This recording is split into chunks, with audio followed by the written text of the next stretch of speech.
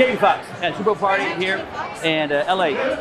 Was it just me, or was we got here in LA? Was it like overwhelmingly? I feel like people took over in this crazy city, and the atmosphere is nuts right here. Well, you know what it is, man? See, sports trumps everything. Yeah. If you think about what sports does to us, right? Okay. There may be bickering back and forth politically. Yeah. There may be tensions. But when your favorite team is playing, we all lay our swords down, man, and root for our team. I like that. And I so like that. when you look at Cincinnati, thirsty, Yeah. hungry. I'm walking in the hotels. Yeah. Who they? I mean, I had on some orange just because I had on orange. Yeah. You're with us, man. And then Odell Beckham. Look at that story. Everybody thought it was Odell's fault. He's been telling you. It's not my fault. Yeah. I just need the right fit. And then Matthew Stafford. I'm gonna be honest with you. I didn't know. Yeah. I didn't know. I was like, I don't know if he's gonna be able to make that transition to big From Detroit over to LA, different they atmosphere. said in Detroit, it was like, wow, is it really Detroit or is it him? And it turns out he's doing his thing. And then you look at Cooper Kupp. Out of nowhere, yeah. Come on, man. Modern day Casper. Modern day Dave Casper. Yeah. Then you look at good friend Andrew Whitfield. Yeah. Who's journeyman. Yeah, Been at it for years. And Los Angeles, wake up. LA, get with your team. I'm telling LA right now, you got to give it.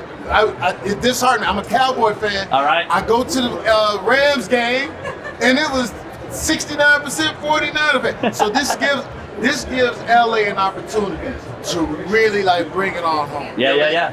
Now, I don't want to be the first one. Have you made your prediction yet with live of who you think's gonna win? I think the Cincinnati Rams are gonna win this. The Cincinnati Rams. Here's the thing. The LA Bengals. Listen, I'm rooting for Odell. Yeah. For the Rams. Yeah. As a Cowboy fan, it's a lot of hurt here. Yeah. It's a lot of hurt here. It's been a long time. Yeah. But then look at the young phenom over there, Joe Burrows. Some people swag. said he looks like the kid growing up from the Christmas movie. Like if Macaulay Culkin said, I'm gonna play football. He's not alone anymore.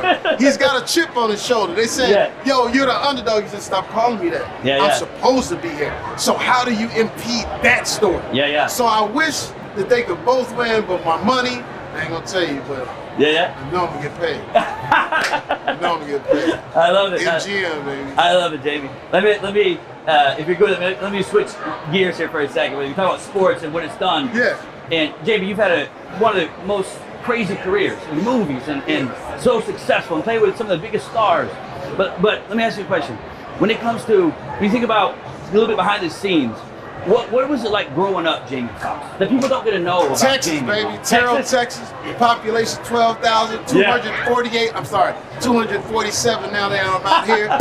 It was all about football. My father was a coach. He played at Bishop College, all black college. Yeah. He was a nose tackle. He was only 6'1", so he taught me to be dogmatic. I was 158 pounds, wet, no calf muscles, but I could get at it. And that's what my upbringing in Terrell was, all sports. It was. And a lot of people that cared about what I did. Yeah. I'm in the 3rd grade. I'm rambunctious. Why? Because my grandmother who adopted me was an educator. So I had all the curriculum. So I'd be in the class cracking jokes. Yeah. My teacher, Miss Reeves, says, if you stop disrupting class, I'll give you 10 minutes every Friday to tell jokes to the class. Wow. So you're too young to notice. There was a guy named Johnny Carson, The Tonight Show. I would take jokes from The Tonight Show and tell them to the kids. So in 3rd grade, I'm doing my show. By the time I'm in the 6th, 7th grade, the whole city is coming to see me perform. So what does that tell you? It's a village. Okay. Beautiful Southern family. Everybody, black, white, Mexican, everybody was always there making sure that big-headed kid, who also passed for over 1,000 yards, quarterback, baby, Willie Beeman. I had 17 interceptions, but I'm still proud. So basically what it was, growing up, I had the drive. I'm just glad I had Estelle Talley, my grandmother, Mark Talley, my grandfather, Miss Willie, Miss Furlow, Mr. Willie, Miss Furlow, real men and women who instill discipline. So even though I'm here, however, 30 plus years, I still remember where I came in. And watch this. And then I moved my stepfather and my mom into the same house with me. Wow. My sister, same house with me. My cousin, same house. So I brought Texas with me. And my mom and my stepfather been divorced about 30 years and live in the same house. So that's kind of, and he still dates. You know what I'm saying? So it's a little weird because she'll come on his side of the house just to see who the girl is. Oh, hey, how you doing? So this is what we do. And then he'll knock on my door. I'm sleeping like, could you tell her to stay off my side of the house? And I'm like, now parents. So I haven't lost that wonderful Texas upbringing. And every time I'm out here in LA, I just sprinkle a little bit. Let me ask you, you talk a lot about family. It seems like it means a lot to you. Yeah, I was adopted at 7 months. Yeah. Still was able to know my biological parents. Yeah. But it was that family thing. Yeah. Like, we've been going through a lot. COVID, lost my sister to COVID, God bless. Been a lot of things where you really got to lean on your family. So all you guys and everybody out there lean on them. That's why Dana, David Pump and family. You know what I'm saying? Because in moments like these where there's a lot of questions out there, what do we do? How is this affecting us? Not only mentally, physically. So the best thing to do, lean on your family.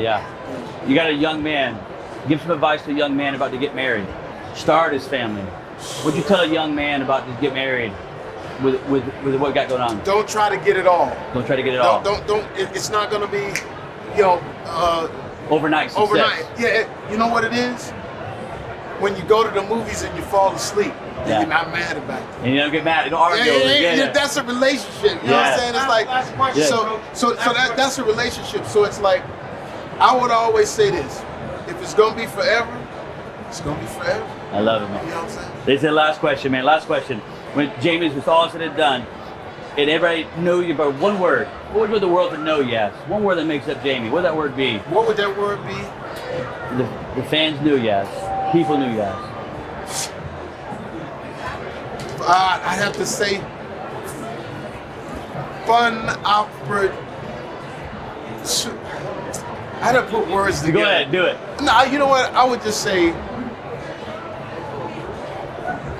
if there was a word for not glass half full, but glass spilling over, that's me. So they would call me Captain Optimism. Captain Optimism. No, Jamie as Captain Optimism.